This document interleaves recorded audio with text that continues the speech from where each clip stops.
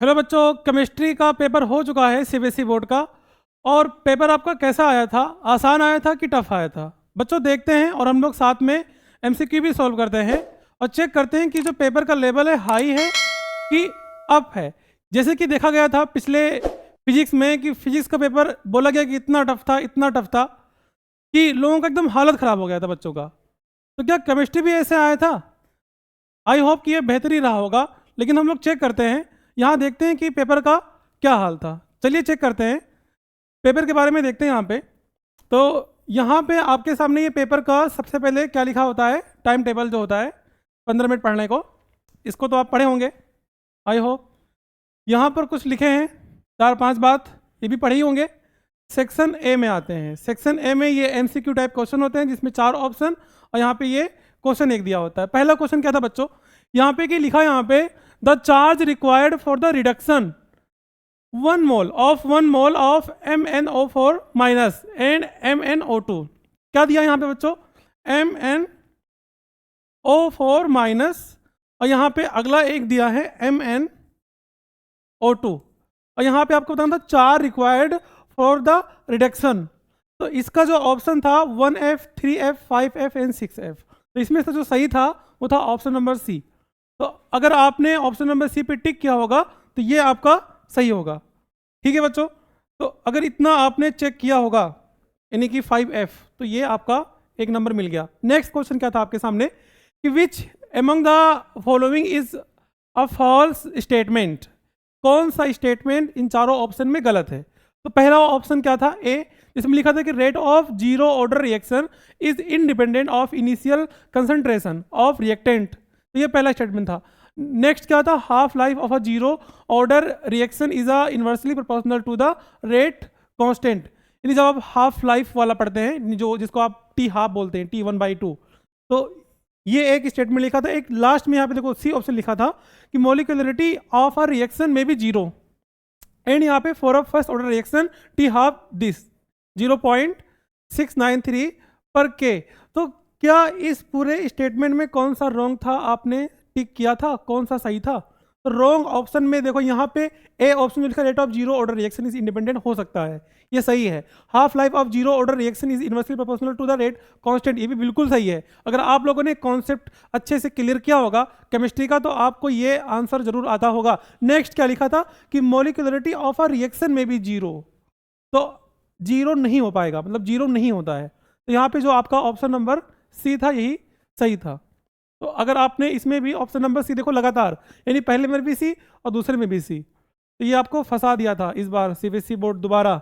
लेकिन बच्चों उतना टफ नहीं है, आसान लग रहा है। नेक्स्ट तीसरा नंबर क्या है कि the number of molecules that react with each other in a elementary reaction is a measure of the first in A B C and D. First क्या बोला? Activation energy of the reaction. B यहाँ पे क्या बोला है कि stoichiometry of the reaction and molecularity of the reaction and order of the reaction. तो इन चारों में से बोला है कि कौन सा है ना, number of molecules react with the each other elementary reaction is measure, किस मतलब कि रिएक्शन से मापा जाता है, मीजर करते हैं ना।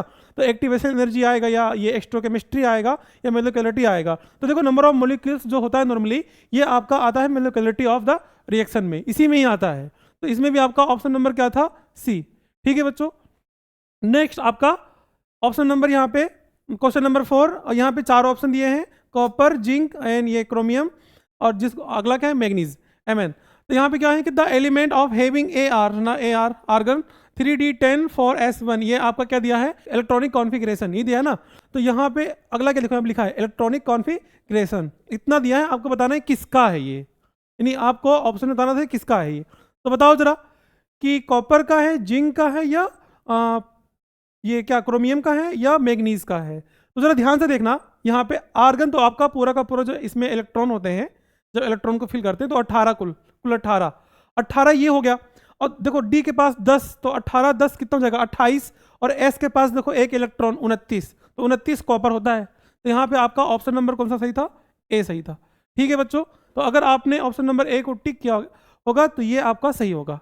नेक्स्ट यहाँ पे क्या है कि द कॉम्प्लेक्स आयंस, यहाँ पे कोबाल्ट दिया ना CONS3 का होल 5 है, फिर NO2 और यहाँ पे ब्रैकेट में यहाँ पे 2+ क्या दिया है, आयंस दिया है, एंड CONH3 का होल 5 NONO जिसको आप NO2 बोल भी सकते हो, और यहाँ पे इसका आयंस क्या दिया है 2+ आर कॉल्ड, यानी बताना है आपको कि इसमें से ये जो दोनों दिया है ये क्या कहलाता है। तो यहाँ पे जो ये ऑप्शन नंबर ए है आयोनाइजेशन आइसोमर्स कहलाता है, या लिंकेज आइसोमर्स कहलाता है, या कोऑर्डिनेट आइसोमर्स कहलाता है, या आपका डी है ज्योमेट्रिकल आइसोमर्स कहलाता है। तो ये आपका A B C चारों ऑप्शन में एक सही होगा, तो चारों ऑप्शन में आपका ये सही है ऑप्शन नंबर बी, और बाकी सब गलत है। ठीक है बच्चों, नेक्स्ट क्वेश्चन नंबर 6 क्या बोला कि द डायमैग्नेटिक स्पीसीज इज, बताओ कौन सा है। तो ए ऑप्शन निकेल यानी NiCN होल 4 है यहाँ पे, और 2- यहाँ पे ये दिया है, और बताना डायमैग्नेटिक स्पीसीज क्या है। एंड एक ये NiCl4 2- एंड FeCN6 साइनाइड जिसको बोलते हैं ना, 2- 3-, और यहाँ पे अगला क्या दिया है कोबाल्ट F6 यानी SCOF6 3-। तो इन चारों में कौन सा सही है बच्चों, आपको बताना था कि डायमैग्नेटिक स्पीसीज क्या है। इसमें आपका ऑप्शन नंबर ए सही होगा, ये निकल साइनाइड 4 जो है। तो ये लिगेंड टाइप का क्वेश्चन है, आप कोऑर्डिनेट कंपाउंड में पढ़े होंगे, ये उसी से है क्वेश्चन ये। ठीक है बच्चों, नेक्स्ट हम लोग आगे बढ़ते हैं और चेक करते हैं कि अगला जो ऑप्शन था, देखो यहाँ 6 हो गया, 6 अभी और बचा है, कुल 12 क्वेश्चन आपके रहते हैं MCQ में ना। तो अगर आई होप आपने इतना सारा ऑप्शन टिक किया होगा तो आपको अच्छे से 6 नंबर तो मिल गया होगा। ठीक है बच्चों, नेक्स्ट बढ़ते हैं आगे और चेक कर, अगला क्वेश्चन है 7 number, which is the correct IUPAC ना, IUPAC नेम फॉर दिस है ना कंपाउंड। तो क्या लिखा है CH3, और इसको क्या बोलते हैं बेंजीन, और ये क्या है क्लोरीन लगा है। तो देखो ये कुछ आपका जैसे ये दिख रहा है कि टोल्यूइन है, देखो टोल्यूइन क्या बोलते हैं ना इसको। ऑप्शन नंबर बी की तरफ बहुत से बच्चे गए होंगे फटाक से, क्योंकि इसका भी फिगर कुछ इस तरह होता है, लेकिन देखो साथ में Cl होता है कि CH3, इसमें से एक गायब होता होगा ना। तो इन चारों ऑप्शन में पहला ए क्या है मेथिल क्लोरोबेंजीन टोल्यूइन, और यहाँ पे पहला क्या है C1 क्लोरो 4 मेथिल बेंजीन, और अगला क्या है D1 मेथिल 4 क्लोरो बेंजीन। तो इन चारों में से कौन सा सही था बच्चों, तो चारों में से आपका ऑप्शन नंबर सी सही था, 1 क्लोरो 4 मेथिल बेंजीन, यही आपका सही ऑप्शन था। ठीक है, तो जो बच्चे अगर टोल्यूइन की तरफ गए होंगे ऑप्शन नंबर बी की तरफ, तो उसका गलत हो सकता है, ऑप्शन नंबर सी सही था। अगला यहाँ पे क्वेश्चन नंबर 8 क्या बोलता है कि what will be the formed after oxidation reaction of secondary alcohol with chromic क्या लिखा है एल्डिहाइड्राइड CrO3, मतलब यहाँ पे what will be the form after oxidation reaction के बाद में जो सेकेंडरी एल्कोहल होगा विथ, यहाँ पे लिखा है ना, मतलब ये जो एलिमेंट यहाँ पे दिया है, मतलब कंपाउंड जो दिया है CrO3 के साथ में जुड़ेगा, तो बताओ कौन सा जुड़ेगा। तो यहाँ पे आपको दिया गया कि एल्डिहाइड जुड़ेगा, या कीटोन रहेगा, या आपका कार्बोक्सिलिक एसिड रहेगा, या ईस्टर रहेगा। तो इन चारों ऑप्शन में A B C D में आपका ऑप्शन नंबर बी सही है, यानी कीटोन जुड़ेगा आफ्टर ऑक्सीडेशन। ठीक है बच्चों, तो अगर आपने ऑप्शन नंबर बी पे टिक किया होगा होगा तो यहाँ पे ये आपका सही हो गया होगा। ठीक है, नेक्स्ट देखते हैं क्वेश्चन नंबर 9, इसके 4 ऑप्शन क्या बोलता है ये द यहाँ पे लिखा था conversion of phenol to salicylic acid can be accomplished by this.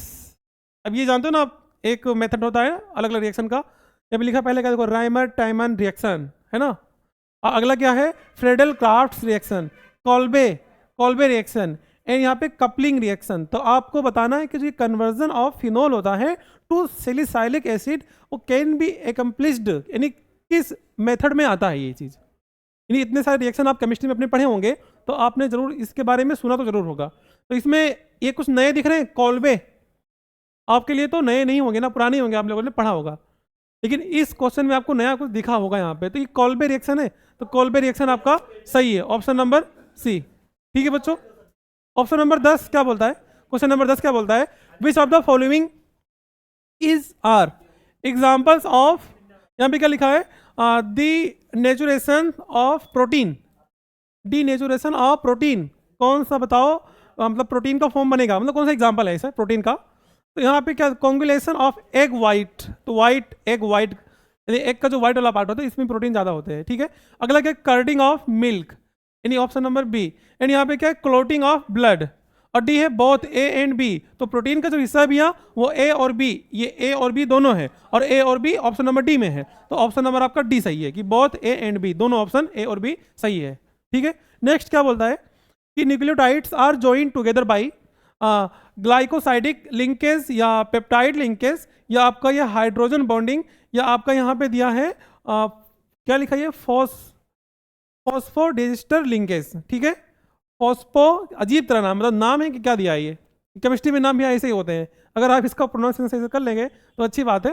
तो आपको बताना है यहाँ पे चारों में कौन सा सही है। तो यहाँ पे हम लोग जाएंगे ऑप्शन नंबर डी की तरफ, यही आपका सही है। ऑप्शन नंबर सी बिल्कुल गलत है, ए भी बिल्कुल गलत है और बी भी बिल्कुल गलत है, ठीक है बच्चों।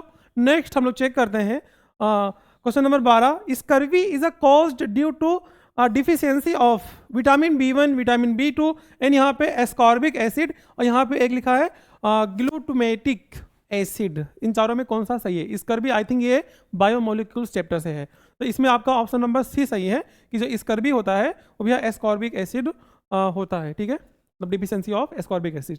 ओके बच्चों, तो नेक्स्ट हम लोग अब आगे बढ़ते हैं। यही था आपका जितना ऑप्शन था सबका सही आंसर, ठीक है बच्चों। तो आई होप आपको इतना ऑप्शन सही से समझ में आया होगा और आपने इस पर ही टिक किया होगा, तो आपको 12 नंबर बिल्कुल मिल जाएगा।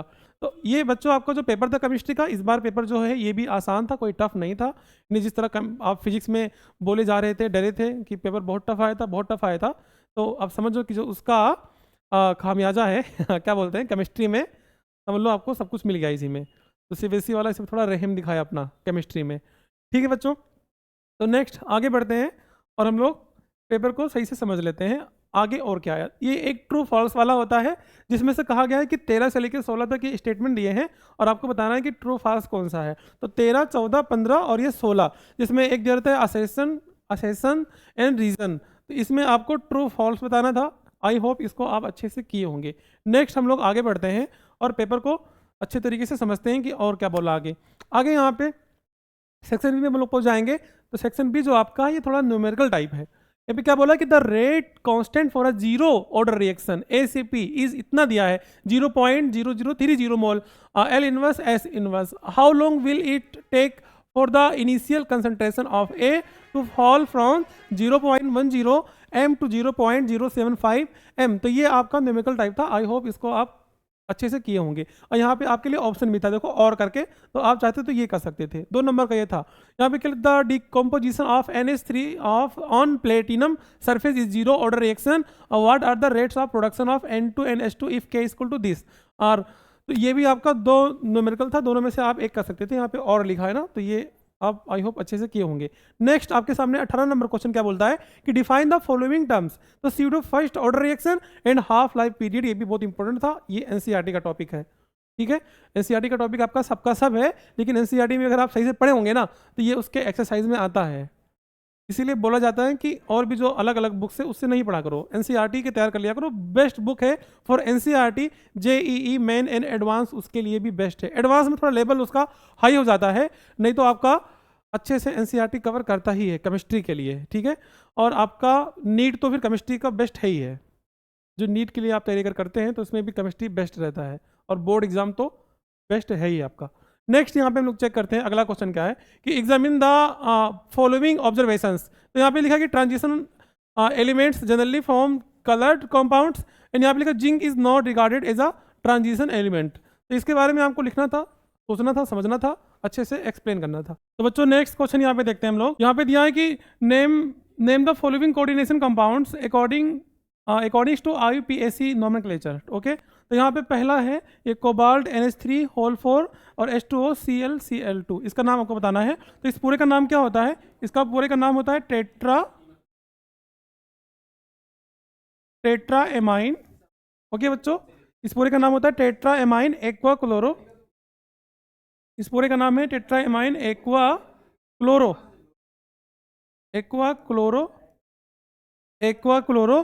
और यहाँ पे कोबाल्ट 3, बच्चों इसका नाम है कोबाल्ट 3।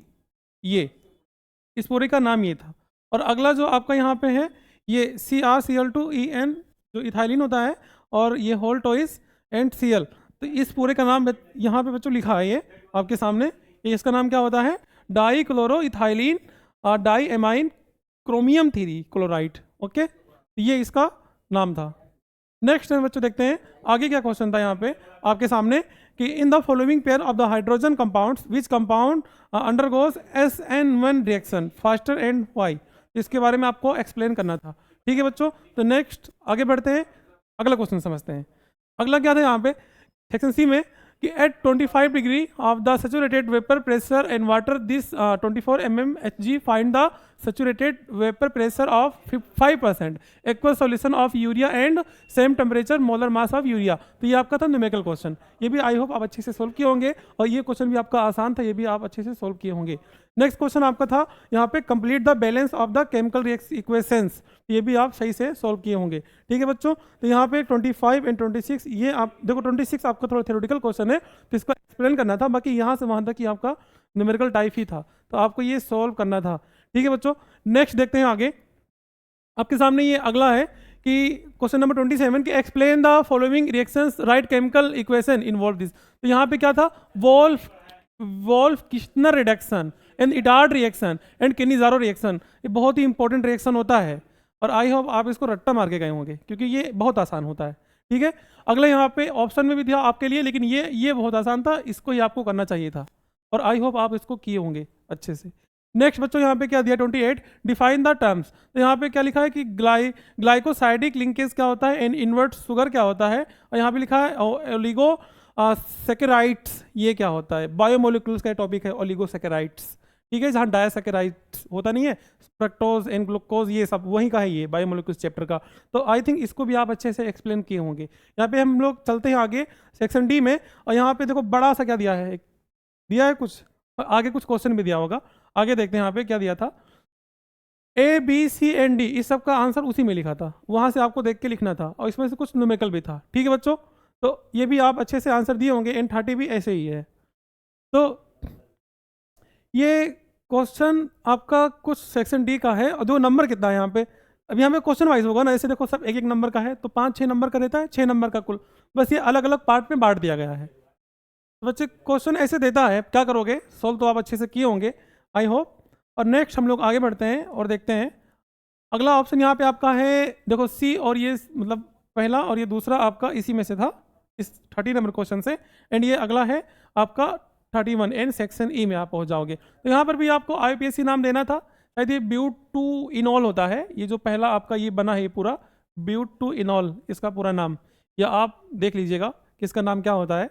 और यहाँ पे अगला भी आपके सामने यहाँ पे क्या लिखा है कि how will your convert the following, तो टोल्यूइन से आपको बदलना था बेंजोइक एसिड में, यानी आपको रिएक्शन करना था, यहाँ पे टोल्यूइन लिखना था, टोल्यूइन से आपको बदलना था, और यहाँ पे बेंजोइक एसिड एंड इथेनॉल को बदलना था प्रोपेन टू ऑल में, यानी ये बदलने वाला रिएक्शन है। और यहाँ पे क्या था कि propanol two hydroxy propanoic acid बदलने वाला रिएक्शन था, ये आपको बदलना था, ये भी आपके NCERT में आता है। तो आई होप आप अच्छे से इसको किए होंगे। ठीक है बच्चों, नेक्स्ट बढ़ते हैं और आगे देखते हैं आगे क्या है। यहाँ पर भी ये बहुत सारा रिएक्शन दिया है और आपको चेक करना है कि ये जो ये पूरा रिएक्शन है SOCl2 के साथ में क्रिया कराओगे, और इस ट्रायंगल का मतलब जानते होंगे आप क्या होता है। तो ये रिएक्शन सारा आप अच्छे से किए होंगे। ये बच्चों ये टफ हो सकता है, थोड़ा सा टफ हो सकता है, लेकिन अगर आप केमिस्ट्री लवर होंगे तो आप अच्छे से इसको किए होंगे। ठीक है बच्चों, नेक्स्ट यहाँ पे आपके सामने ये क्वेश्चन जो है, calculate the standard give energy, थोड़ा सा इसमें दम है इस क्वेश्चन में, एंड ये AuCa2 + 1 MAu3 + NMCa। ओके बच्चों, ठीक है। यहाँ पे अगले देखो ऑप्शन नंबर, यहाँ पे देखो क्या बी वाला क्वेश्चन क्या था, define the following cell potential क्या होता है एंड फ्यूल सेल क्या होता है। तो थ्योरेटिकल ये भी आसान था, लिखना ही था इसके बारे में आपको। नेक्स्ट यहाँ पे हम लोग आगे बढ़ते हैं और आपके सामने ये क्वेश्चन दिया था, देखो शायद ये आपको जो क्वेश्चन है ये नॉन इक्वेशन से है ना। यहाँ पे देखो E0 CD2 + CD- ये सब दिया है, इसका भी एक फॉर्मूला होता है, उस फॉर्मूले पे इसको सोल्व करते हैं। ठीक है बच्चों, तो आपके सामने ये क्वेश्चन था, यानी पेपर का जो फेज है ज़्यादा टफ नहीं है, आसानी है। आई होप आपने अच्छे से किया होगा। ठीक है बच्चों, थैंक यू सो मच।